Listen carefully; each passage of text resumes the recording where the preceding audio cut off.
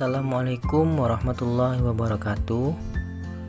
Kami kelompok yang beranggotakan Galus Setiadi, Gea Ardilia, dan Oza Aida Putri akan menjelaskan materi tentang Kustodian Sentral Efek Indonesia atau KSI.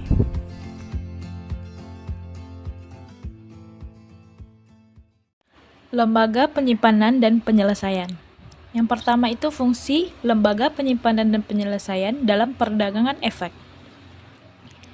LPP adalah pihak yang menyelenggarakan kegiatan kustodian sentral bagian bank kustodian, perusahaan efek, dan pihak lain. Saat ini PT Kustodian Sentral Efek Indonesia KSI merupakan pihak yang telah mendapatkan izin sebagai LPP untuk menjalankan fungsi penyimpanan dan penyelesaian efek di pasar modal. Kustodian sentral adalah pihak yang memberikan jasa, yaitu yang pertama jasa penitipan kolektif atas efek, jasa administrasi seperti menerima dividen, bunga, dan hak-hak lain, menyelesaikan transaksi efek, dan memiliki pemegang rekening yang menjadi nasabahnya. Ketentuan menjadi kustodian yang pertama yaitu perusahaan efek. Yang kedua, bank umum yang telah memperoleh persetujuan dari Bapepam LK. Yang ketiga, lembaga penyimpanan dan penyelesaian berdasarkan Peraturan Pemerintah Nomor 45 Tahun 1995. Konsep dari kustodian sentral ini yang pertama yaitu sistem kustodian sentral mengacu kepada konsep penitipan kolektif dalam UU PM Nomor 8 1995. Yang kedua, konsep penitipan kolektif, yaitu penitipan efek yang dimiliki bersama oleh lebih dari satu pihak yang kepentingannya diwakili oleh KSI, perusahaan efek, dan bank kustodian. Efek dicatat dalam DPS emiten atas nama KSI untuk kepentingan pemegang rekening KSI.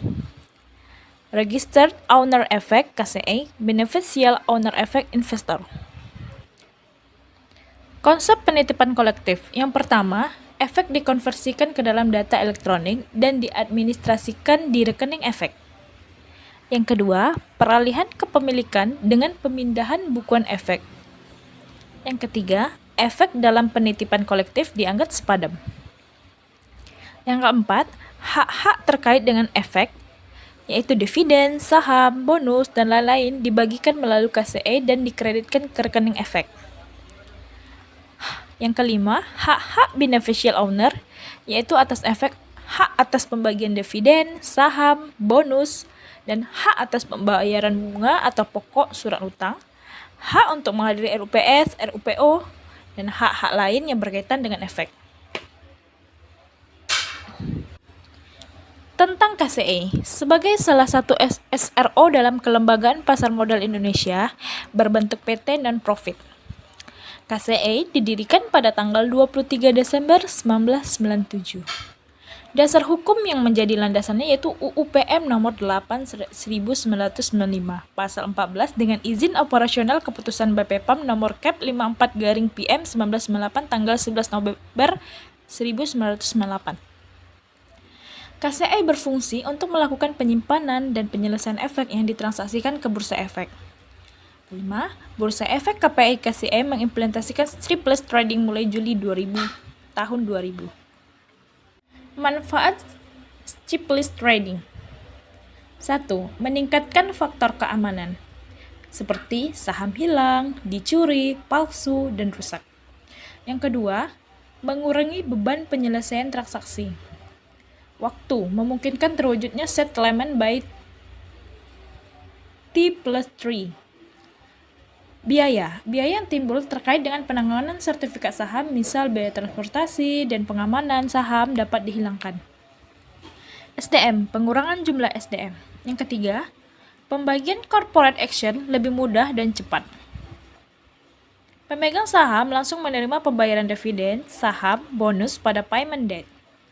Sebelum diterapkan scriptless trading, investor memerlukan waktu yang lebih lama untuk menerima hasil CA. Yang keempat, mengurangi biaya-biaya lain seperti biaya registrasi. Yang kedua, fungsi dan peran dari KSI. Fungsinya yaitu menyediakan jasa kustodian sentral dan penyelesaian transaksi yang teratur, wajar, dan efisien. Hal ini sesuai dengan pasal 14 ayat 2 UU PM. Perannya yaitu yang pertama penyimpanan efek tanpa warkat. Efek bersifat ekuitas seperti saham, HIMTD, dan waran. Efek bersifat utang seperti surat utang, MTN, NCD, PN, CP, dan lain-lain. Yang kedua, penyelesaian transaksi efek seperti transaksi bursa, transaksi di luar bursa. Yang ketiga, pemegang saham KCI. Pemegang saham KCI itu yang pertama yaitu BI, KPI sebesar 30,5%, 25 perusahaan efek sebesar 31,5%, 9 bank kustodian sebesar 36%, 3 biro administrasi efek sebesar 3%. Modal dasar dari KCI ini yaitu 60 miliar. Modal di store yaitu 30 miliar. Layanan jasa KCI meliputi administrasi rekening, penyimpanan efek, penyelesaian transaksi efek, distribusi hasil corporate action, jasa-jasa terkait lain seperti post-trade processing, dan penyediaan laporan-laporan jasa kustodian sentral. Adapun pemakai jasa KCI yang pertama yaitu emiten. Untuk aktivitas berikut ini yaitu pendaftaran efek, persyaratan agar efek emiten dapat disimpan di KCI. Selanjutnya distribusi corporate action, penyampaian informasi corporate action, pembayaran dividen, bunga, saham, bonus, dan lain-lain. Laporan-laporan seperti data pemegang efek. Pemegang rekening, perusahaan efek, dan bos kustodian untuk jasa sebagai berikut. Penyimpanan efek untuk efek tanpa warkat. Yang kedua, pemindahan buku efek untuk transaksi bursa dan transaksi di luar bursa. Penerimaan hasil corporate action, laporan-laporan seperti laporan saldo dan mutasi efek, informasi corporate, dan action. Efek dan dana KCI. Jenis efek apa saja yang dapat disimpan di KCI? KCI dapat melakukan penyimpanan atas berbagai macam efek, seperti saham, obligasi korporasi, right dan waran, medium term notes, negotiable certificate of deposit, promissory note, commercial paper, surat utang negara, sertifikat Bank Indonesia, sukuk, dan reksadana. Terhadap dana, KCI dapat melakukan penyelesaian dalam multi-currency termasuk rupiah, dolar, dan dolar Singapura. Apa sih kegunaan rekening efek dan bagaimana mengoperasikannya? Rekening efek yang dibuka di KCI akan digunakan untuk mencatat posisi efek dan dana yang dimiliki oleh pemegang rekening. Jika pemegang rekening melakukan deposit efek maupun dana, maka posisi efek atau dana tersebut akan tercatat di rekening efek atas nama pemegang rekening. Beberapa jenis rekening efek. Yang pertama itu ada rekening serah. Adalah rekening efek yang dipergunakan untuk serah efek atau dana untuk penyelesaian transaksi bursa.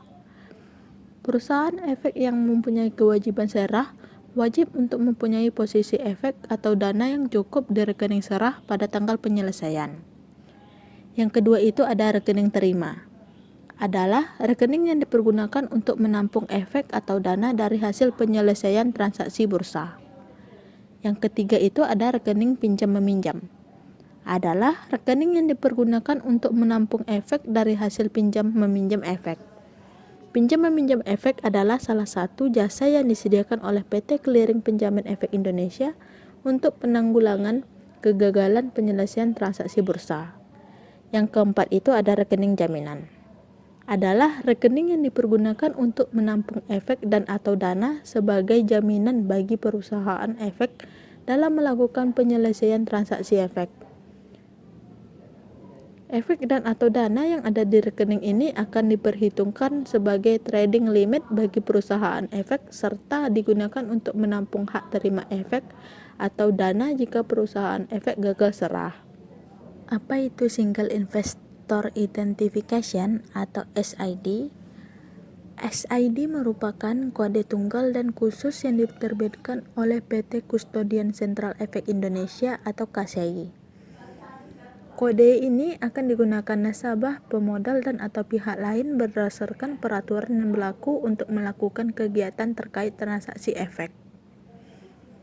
Orang yang memiliki SID dapat menggunakan layanan jasa yang disediakan oleh KCI maupun oleh pihak lain berdasarkan persetujuan KCI atau peraturan yang berlaku. Lantas, apa saja keuntungan dari SID? Keuntungan memiliki SID tentu saja memberikan kemudahan investor untuk melakukan konsolidasi laporan portofolio lain miliknya yang tersebar di beberapa perusahaan efek atau bank kustodian. Fasilitas akses KCI adalah sarana akses informasi melalui jaringan internet yang diperuntukkan bagi investor untuk memonitor posisi dan mutasi efek miliknya yang tersimpan pada subrekening efek di KCI.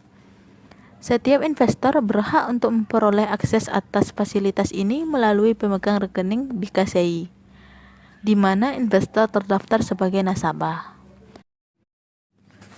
Bagaimana cara investor memperoleh akses fasilitas akses KCI ini? Investor bisa mengajukan permohonan melalui http://akses.kci.co.id. Klik logo akses yang ada di bagian kiri atas atau tulisan investor area di bagian kanan atas website. Klik create your own user ID for the first login saat pertama kali akses. Isi data investor pada formulir dengan lengkap. Setelah melalui proses verifikasi dan validasi data investor, PE atau BK akan meneruskan permohonan fasilitas akses kepada KCI. Berdasarkan permohonan tersebut, KCI akan menerbitkan kartu akses atau akses card yang memuat investor ID serta PIN yang berisi PIN kode kepada investor melalui PE atau BK. Dengan menggunakan investor ID dan PIN kode, investor dapat melakukan akses fasilitas investor area melalui internet. Penyelesaian transaksi efek. Pertama, penyelesaian transaksi bursa. Pemindah bukuan yang dilakukan untuk menyelesaikan transaksi bursa. Penyelesaian transaksi di pasar reguler dilakukan pada T+3, 3 hari bursa setelah transaksi dilakukan di bursa efek. 2. Penyelesaian transaksi di luar bursa atau OTC. Transaksi di luar bursa adalah transaksi antar perusahaan efek atau antara perusahaan efek dengan pihak lain yang tidak diatur oleh bursa efek dan transaksi antar pihak yang bukan perusahaan efek.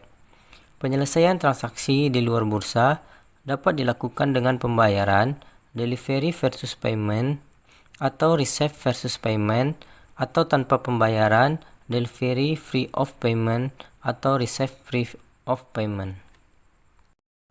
Pencatatan agunan efek.